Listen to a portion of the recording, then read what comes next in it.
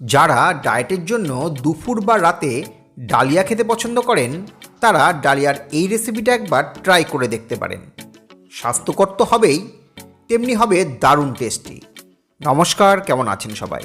বাঙালি spicy kitchen চ্যানেলের নতুন একটি রেসিপিতে আপনাদের স্বাগত। তো ডালিয়ার এই রেসিপিটা রান্না করার জন্য আমরা 1 কাপ মতো মুগ ডাল নিয়েছি, আর নিয়েছি 1.5 কাপ মতো ডালিয়া। আর এরই সাথে গাজর, আলু, পটল, বটবটি আর মিষ্টি কুমড়োর মতো সবজিগুলোকে কেটে নিয়েছি। প্রথমে কড়াইয়ে 1 চামচ মতো ঘি দিয়ে ডালিয়াটাকে আমরা 2 থেকে 3 মিনিট মতো ভেজে নেব। ডালিয়াটা ভেজে নেবার পর কড়াইয়ে তেল দিয়ে ফোড়নে দেব 3 থেকে 4টা শুকনো লঙ্কা, সামান্য গোটা জিরে আর সামান্য হিং। ফোড়নটা ভালো করে ভাজা হলে প্রথমেই দেব আদা কাঁচা লঙ্কা বাটা।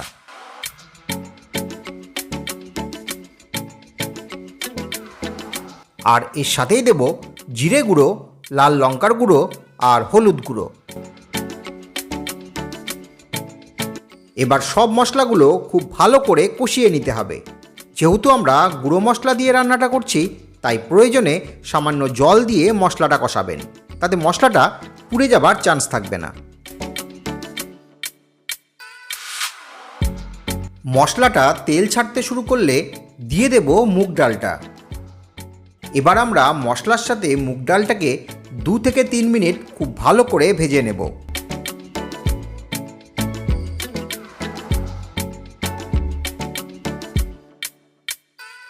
ডালটা ভাজা হয়ে গেলে ডালটাকে সেদ্ধ করার জন্য দেব প্রয়োজন মতো জল। এবার স্বাদ মতো লবণ দেবার পর ডালটাকে সেদ্ধ করার জন্য কড়াইয়ের ঢাকনাটা বন্ধ করে দেব। ডালটাকে সেদ্ধ করতে দেবার পর আমরা সবজিগুলোকে একে একে ভেজে নেব। কড়াইয়ের তেলটা গরম হলে প্রথমে আমরা আলুটাকে ভাজব। আলুটা 1 থেকে 2 মিনিট ভাজা হলে গাজরটা ভেজে নেব। আলু আর গাজরটাকে কিছুক্ষণ নেড়ে চেড়ে নেবার পর বাকি সব সবজিগুলোকে একসাথে ভেজে নেব। আমরা সব সবজিগুলো দিলেও কিন্তু এখনও মিষ্টি কুমড়োটা দিইনি। মিষ্টি কুমড়োটা একটু নরম হওয়ায় সেটাকে আমরা একটু পরেই দেব। মিষ্টি কুমড়োটা দেবার পর সব সবজিগুলো আরও কিছুক্ষণ নেড়ে চেড়ে নেবার পর কড়াইয়ের ঢাকনাটা 2 থেকে 3 মিনিটের জন্য বন্ধ করে দেব। এতে সবজিগুলো ঠিকঠাক মতো ভাজাও হয়ে যাবে, আবার অনেকটাই সেদ্ধ হয়ে যাবে। আর এইদিকে যে ডালটা আমরা সেদ্ধ করতে দিয়েছিলাম সেটাও প্রায় অনেকটাই সেদ্ধ হয়ে এসছে।